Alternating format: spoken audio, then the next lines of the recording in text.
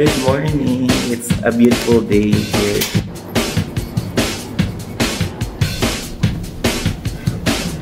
Makikita mo dito, mostly professional.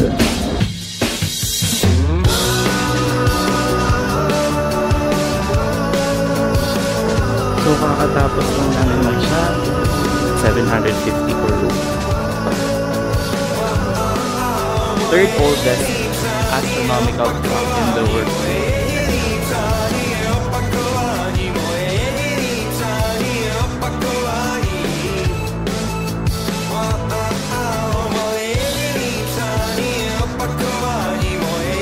Surprise! It was a big surprise for us.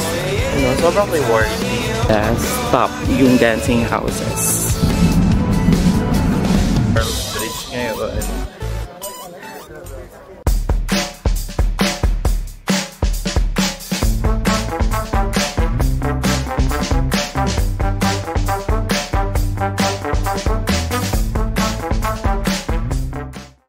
Good morning, everyone. I'm a vlogger. Good morning. It's a beautiful day here in Prague. New day. Ayan. Ganda oh. Wala pa masyadong katao-tao. So ngayon, marami kaming nasa itinerary na pupuntahan. But first order of business, kailangan namin malaman kung paano makapunta sa Prague main train station. So yung maganda dito sa hotel namin, malapit lang siya sa lahat-lahat ng tourist attraction. So we are walking to the... saan ba? Hindi ko alam eh. Sumusunod lang ako. Pero yeah, I'll take you along with me today. Samahan niyo ako. Bye! So lakad-lakad lang, more lakad lang dito sa Prague dahil para mabilis ka makarating dun sa mga destination. Unlike kung mag-Uber ka pa, baka may konting traffic but hindi naman sobrang kagaya nung sa Pinas. So maganda dito, safe naman. By the way, I think Czech Republic is ranked 7 safest countries in the world. So yes, ayan. So guys, hello kayo. Hi! Ayan, naglalakad na kami papunta sa train station. So safe naman, hindi kayo matatakot. The PJ! Lamig na lamig siya. By the way, today is ayan, 10 degrees, so medyo malamig pa. I don't know if this will last the whole day, yung gantong temp, pero masarap maglakad-lakad, hindi ka pagpapawisan. 10 degrees, medyo malamig, pero nagdala na lang ako ng cover sa ulo mamaya, just in case hindi na kayanin. Pero so far so good. Ito guys, tram.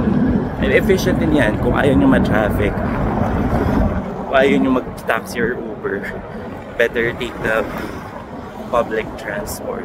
Efficient sila dito, so hindi din kayo maligaw kasi maayos lahat. Parang akong nakakasalubong ng mga students, papasok pa lang sila. So based on sa research ko, most of the Czech people are educated, so ano talaga, lahat ng mga makikita mo dito mostly professional. Ito kami pinadaan sa Waldenstein Garden. Ayan. Dami pa rin mga professionals ako nakakasalubong, tsaka mga students. Ano din yung Prague Castle sa likod. By the way, I was told na nandito sa Prague yung oldest university in Central Europe, yung Charles University. Yun siguro yung nandito sa nadaanan namin kahapon. So, in honor of the late King Charles. Wow, guys! Ay, sino yun? Ay, ang ganda! Guys! Pick-up na po tayo. Pick-up ba yun? Labanin ko. Labanan ko ba? Gumawa din ako ng sound. Oo nga na din guys. So, I don't know if nakikita nyo pero hindi ko ma-focus. Oo nga. Daming peacock. Peacock. Ang ganda, guys. Ano ba to? Palasyo din ba to? Or part na to ng Senate? I don't know kung part to ng Senate, pero ang ganda. Sobrang peaceful. Ayan, umikot lang pala kami kahapon. May mas mabilis pala na way. Ayan, dumaan kami dyan kahapon. Ito na yung MTR station. Aralin lang muna namin kung paano kami makakapunta. Kasi marami kaming luggage going to Vienna, Austria. Yun yung second country namin. So, yeah. Oh my God, alamig. Yes, bad hair day. Alamig, guys. So, talk to you later.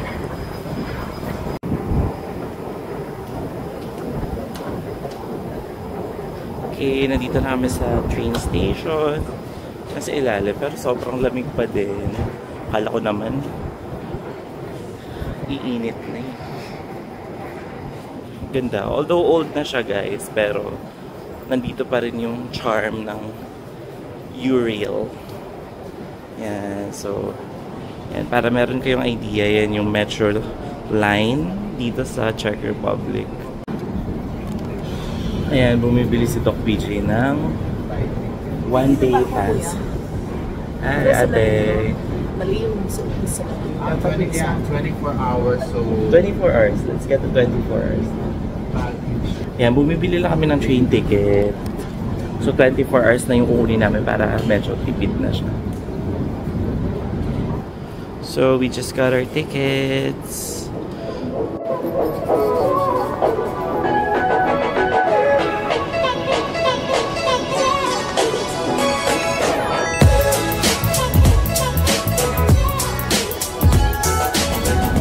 Grabe guys, may lula factor, grabe. Yun yung longest escalator ride ko guys, ever. Lakas maka-Europe nitong train station na to. Para akong nasa Harry Potter. Ayun, wala lang. Share ko lang. Kaya di kayo interested, makinig na lang kayo since nanonood naman kayo ng vlog. So yeah, we are now the old town. Asan ba tayo pupunta? Sa C. Okay. Itong C guys. Ito namin siya. Nandyan yung museum tsaka yung main train station.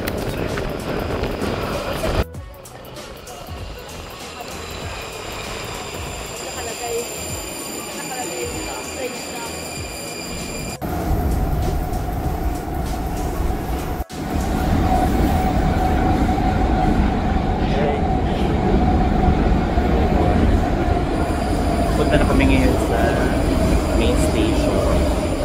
Bibili kami ng ticket for our trip. Vienna, Austria.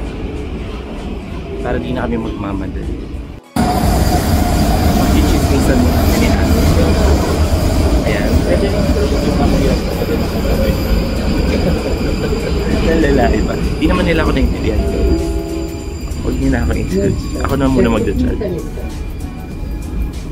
Ayan. So, good. Okay, one more stop.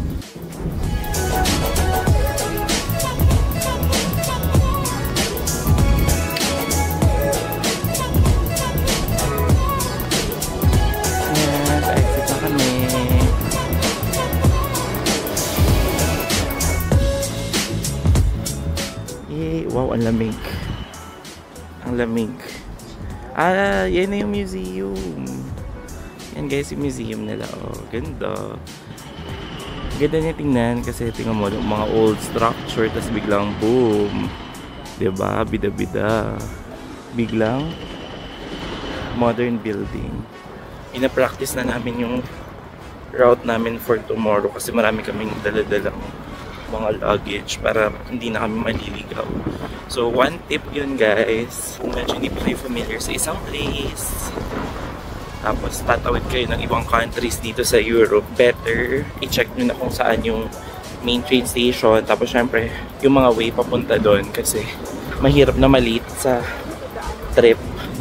Ang mahal ng ticket. So, by the way nga pala, hindi kami bumili ng Eurail. Alam ko, maraming nagsasuggest dyan. Bumili ng Eurail sa Klook. But ayaw namin, bakit ba? So every country bibili kami ng ng ticket sa train pagtatawid na kami. So the day before, yun yung ginagawa na, or yun yung balak namin gawin. The day before our trip, pupunta na kami sa train station para bumili ng ticket. Guys, ayan na yung museum nila, National Museum ng Czech Republic. Ang ganda, ang laki. Para siyang castle. Tapos in front of the museum, nandyan yung Wenceslas Square. So sa dulo, nandun yung old town ng Prague. Yun yung pinuntahan namin kahapon na kumain kami ng street food. Although may kinoconstruct lang, eyesore, pero nandun yung Wenceslas Square. Tapos yung old town. And guys, so ganda. Ay, ang lamig. Namali lang kami ng turn. Dapat pala paglabas nung elevator, dapat wala. Nag-left turn kami. Dapat pala to the left, to the left. Everything you own in the box to the left. Kanina nag-right kami. Wala lang, exit lang. Ganda kasi ng museum na building. Yun yung museum. So dapat pala dito kami sa left. So lakad-lakad lang tayo ngayon kahit sobrang lamig. Ayan guys. Ayan, fit check. Fit check. Oh, ayan, fit check. Palaboy-laboy sa Prague, Czech Republic. Yun yung main train station or whatever. So kami pupunta. Guys, ayan, malapit na kami. Nandiyan na yung mga train sa likod ko. Nandito na kami sa Praha main train Praha main train station. So lakad-lakad lang para ma-burn ang mga kinain kagabi. So yeah, ito yung kanilang main train station. Ang ganda, ang linis, ang organized. Sana, of course, we look forward. Hindi pa rin tayo nawawala ng pag-asa na kaya din gawin to sa Philippines or whatever. Ganda.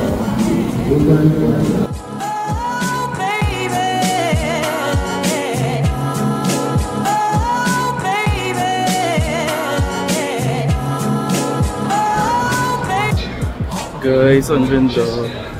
Grabe yung train station dito sa baba. Oh, pwede ka mag-shopping. Meron pa silang Sephora. So, sa mga cosmetic lovers dyan. Ganda dito. Hanapin lang namin yung ticket booth. Bili kami ng ticket. Saan ang tickets? Okay. So, sa baba pa siya. Ang ganda. Ang laki, parang main train station ng NYC pala to.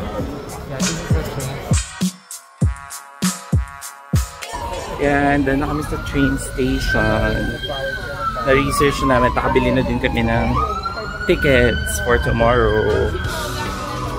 Ito kami ng Vienna. But for the meantime, ayun sa likod ko yung National Museum. Nag-picture lang kami. Habang hindi pa umuulan. It's a bit gloomy. Pero mukhang hindi naman siya tutuloy ng malakas na ulan. Pero ganda oh. Ganda naman ang video. Hindi pala yung museum. Ah, ito na. Ito na mga shopping area. So kung gusto nyo, sino nga? Ay, wow. Palaban din si Kuya. Yan pa si Charles. Ayan guys. Nasa gitna siya. So, he must be King Charles. Joke lang. Or gumagawa gano'n. Hindi talaga nag-research. But yeah, kumuha lang. Kuha tayo ng picture. Ready naman talaga si Topi sa outfit niya. Palaban. Ano ba bibilhin doon sa Primark? Ay, yung mga murang damit. Wala naman kami pala bumili. Window shopping, pero mamaya. Ayan, Primark! Ayan. Dito na kami sa Primark. Sabi, mura, pero let's see kung mabubudol kami. Primark, baka naman. Pinaposter na budol. Ayan. Pala nakabili. Yes. Ito, papasok na kami sa Primark. Tingnan natin kung sino mas matatag, si Primark or ako. Mabubudol niya ba ako or hindi? Sabi kasi nila maraming mura dito. Pero let's see. Si ate pinunta po dito si Iyang daw yung Primark sa atin. Ganda. Parang it's a mall. Ano bang Primark guys? Pa-comment naman siya. Ayan, ito na. Ito na yung men's section. Okay. Good luck, good luck. Kappa. Later.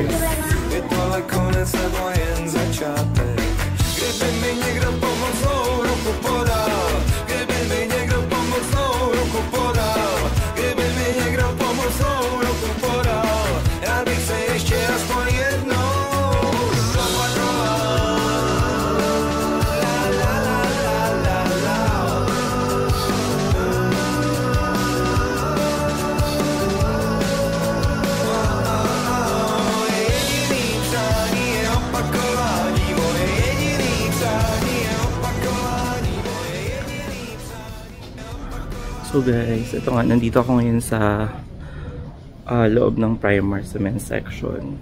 Pero yung prices niya, parang almost the same lang naman sa Philippines. Like ito, yung mga shorts worth, how much ba to? 570 or 310 corona. So that's around how much ba? Mga 700 or 800 pesos. So, almost same lang naman siya.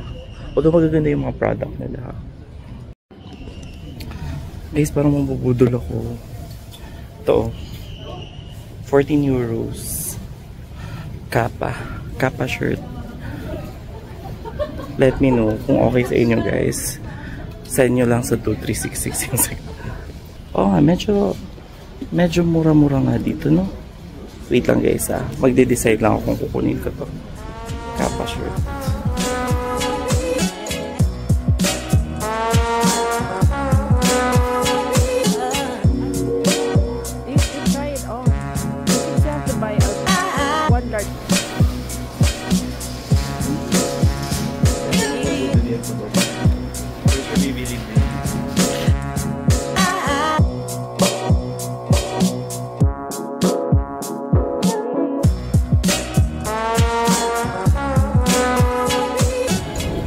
So kakatapos lang namin mag-shopping. Kapili ko naman. Marami nabili. So total bill ko 750 corona. So almost 2,000 no. Pero 4 items na din. So medyo okay na. How much yung po jacket in Philippine peso? 130 is 300 pesos. 300 pesos guys. Nakabili ako ng jacket worth 350 pero yung quality, yung itsura niya hindi pang 350 pesos guys. So kung kayo pupunta ng Czech ng Prague, punta rin kayo dito sa Primark. Marami kayong makukuhang mga murang items at mabubudol kayo. Ito eh.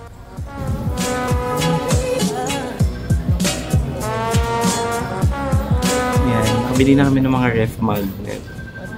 So, apparently, mas mura dito sa Old Town Square kesa dun sa mga souvenir shops na malapit sa hotel namin. So, yung mga ganyan,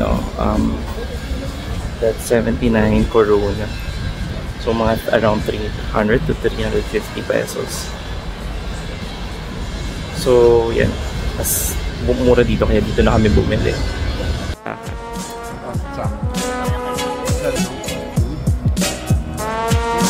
I-discuss.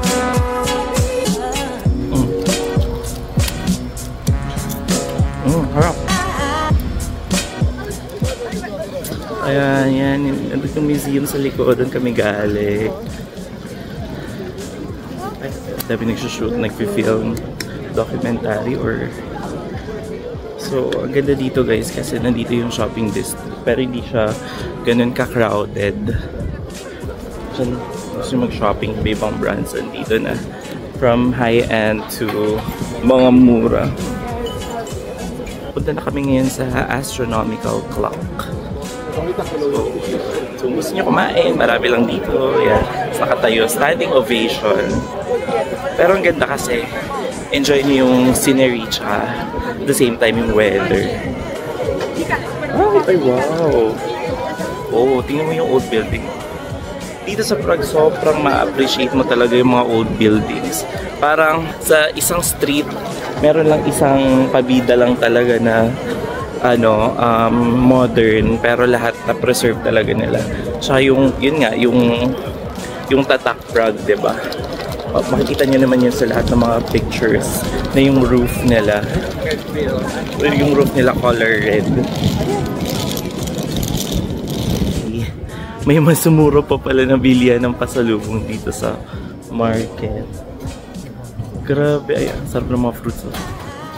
Yung mga nabili naming souvenirs, meron mas cheaper na price dito. So, sa market, oo. Pag may market. Kung pupunta kayo dito, mag-ikot-ikot muna kayo. Kung may nakita kayong market, most likely, mas cheaper doon yung price. So, yan o. Dito lang siya. Parang pop-up market lang naman siya. So, I'm not sure kung nandito siya all year round. Pero yeah, you better consider looking for a pop-up market stalls dahil mas mura yung mga pasalubong and they do accept credit card din, so okay din. Ito, Teo. Guys, grabe, hindi ko na kaya yung lamig. Ang lala, tapos ang lakas pa ng hangin. So itong budol kanina sa Primark na nabili kong jacket, sinuot ko na siya. Parang feeling ko uuhugin na ako mamaya.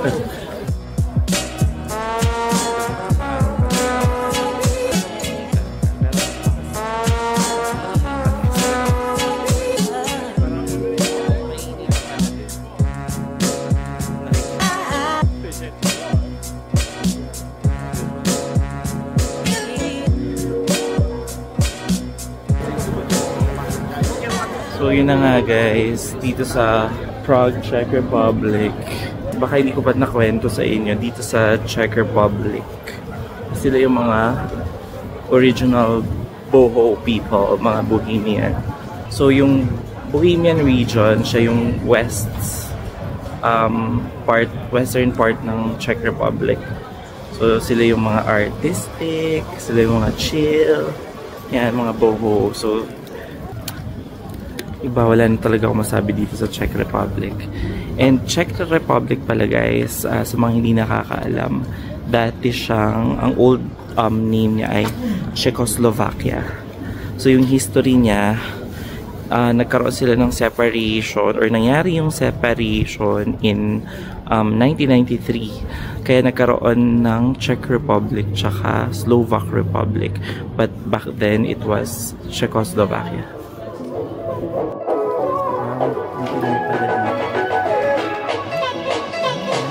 Kuya, ano name mo?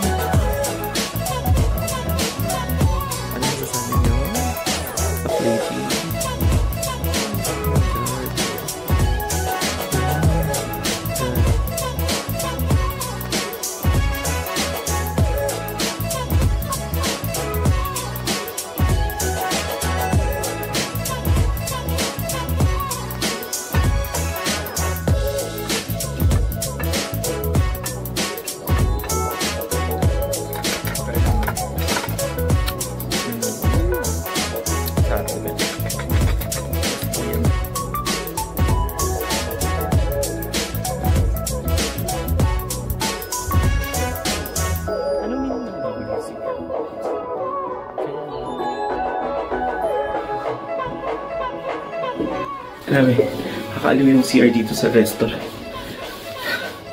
Ang ganda. Ang aesthetic pa din na. Hey guys, hi! Ganda! Tapos paglabas mo sa CR, yan ang view mo. Oh, ganda! Panis. Yung restaurant. So dito yung mga toilet. At may majority may bayad. Kaya make sure na kapag mag-restaurant kayo para kumain, mag-washroom na din kayo after. Para-paraan kasi parang 20 korona yung bayad every time gagamit kayo ng CR. So that's 50 pesos. Mahal din. Ayan, ganda dito sa restaurant. Doon lang sa baba yung mga tao. Theaters. Wow, look at that, you guys. Dito na ulit tayo sa Old Town Square. Dito kami galing kahapon. Pero hindi pa namin talaga tinodo yung pag-explore. So guys, ito yung astronomical clock, one of the oldest. Third oldest astronomical clock in the world. So alam nyo ba guys, itong astronomical clock, it is believed, although wala pang proof or evidence, it is believed na yung architect na gumawa niya, binulag siya ng mga kung sino man ang namumuno ng Czech Republic back then kasi ayaw nila na magaya or gumawa pa ng another astronomical clock yung architect. That's why binulag siya. So every hour siya. Hindi ko alam kung anong nangyayari pero doon sa taas merong mga apostles, umiikot-ikot siya, so may show.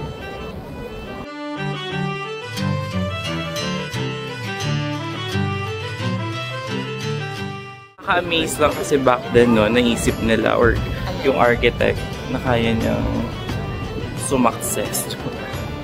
Kaya niyang mag-invent ng ganyang super wonderful astronomical.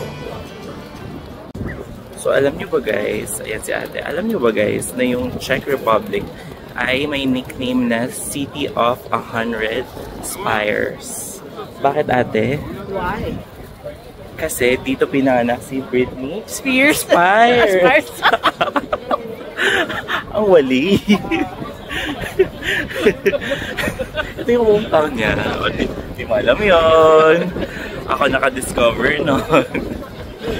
Hindi, joke. Yun yung mga spires guys. Yun yung mga parang patusok sa tuktok ng building. Grabe, ang ganda. Pag nandito ka sa Old Town Square, para kang nasa ibang dimension. Joke. Ibang dimension. Old Town Square. Hindi, ibang-iba siya sa pag lumabas ka ng Old Town Square, iba din yung vibe. Although, very touristic. Katabi tayo dyan. Oo, kahapon. Pumunta na tayo dito kahapon. Ibang-iba yung vibe. Pero para siyang giant tourist trap. Pero worth it naman.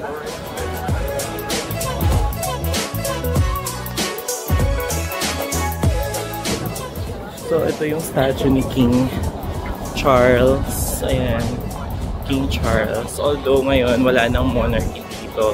Yung type of government nila ay parliamentary. So, since parliamentary, ang head is, of course, the Prime Minister. Pero meron pa rin silang head of state, which is, of course, the President.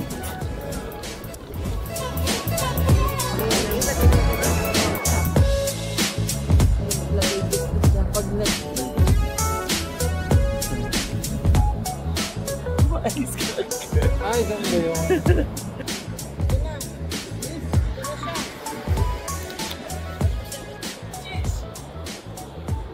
Seventeen na dyan, ha?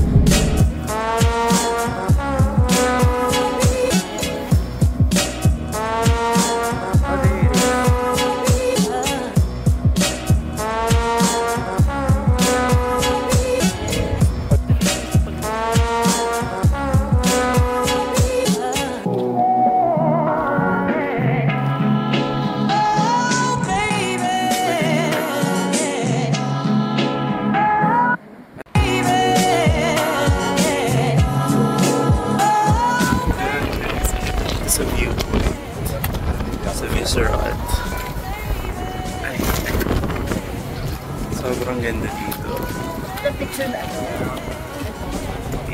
Actually, itong Viscerad, wala ito sa mga ni-research ko. So, it's a big surprise. It was a big surprise for us na makakit dito. Akala namin Basilica lang yung dadatnan namin. Turn out, may malaki pa pala siyang grounds park dito. Actually, may nagsiset up ng event. Yan o. So, meron dito kapag dumiretso ka, meron sobrang worth it na viewpoint overlooking yung Prague City. And of course, ang kanyang main feature ay ang famous Vltava River. Okay. Grabe. Sobrang worth it ng akyat. Hindi ko to ine-expect.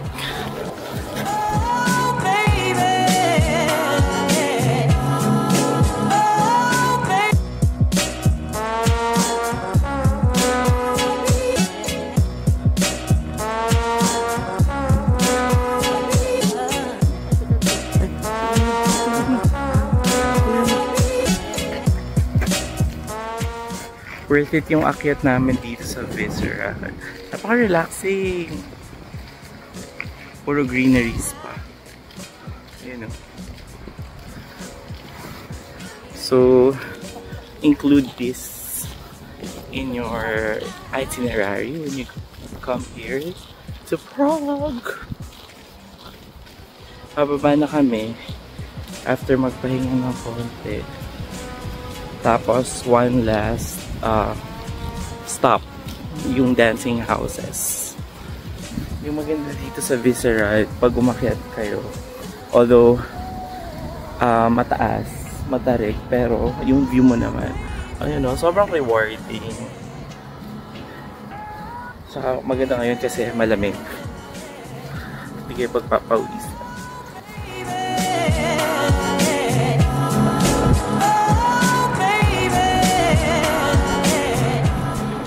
Guys, and for our last stop, bago tayo mag-hop on, hop off, nandito kami ngayon sa dancing houses.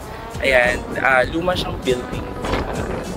Ginawa nilang hotel. So, dati, ano siya, same old building tapos binomba siya.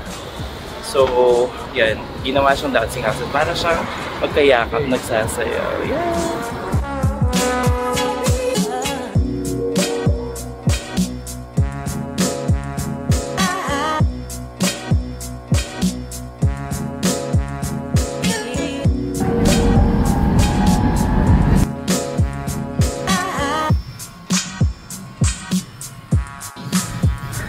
So guys, nabudol na naman.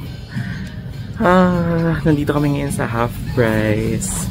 Kung saan, naghahanap naman kami ng kung ano-anong items na hindi namin kailangan. Ay nako, nabudol na naman ako. So nakabili na ako dito ng bag. Pero hindi naman para sa akin, para sa mom ko. So, naghahanap ako ngayon if baka may magustuhan akong shoes. Pero meron ako nakita dun slippers. Ang ganda, Lacoste.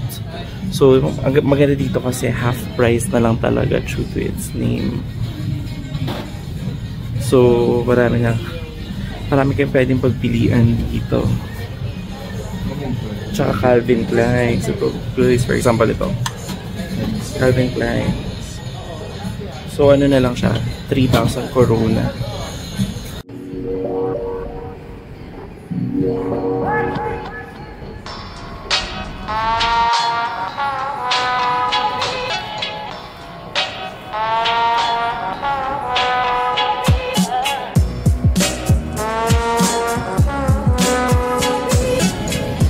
Worth it naman yung pagpunta dito.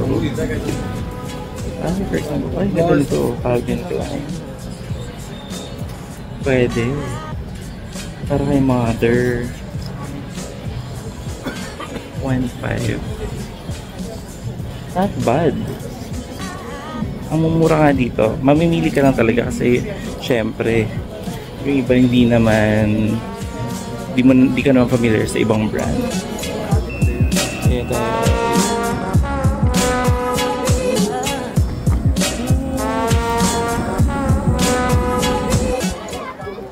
So So, pabalik na kami sa hotel. Dito kami sa Charles Bridge ngayon. Nag-one last, hurrah for the picture taking. And tomorrow, we are leaving Prague. Papunta na kami ng Vienna, Austria. Ang daming tao. So, pupunta na kami ng Vienna, Austria. And, of course, isasama ko pa rin kayo. So, abangan nyo yung aking next vlog. So, that's all for today. And I'll see you again on my next journey as I navigate life around our world. Bye!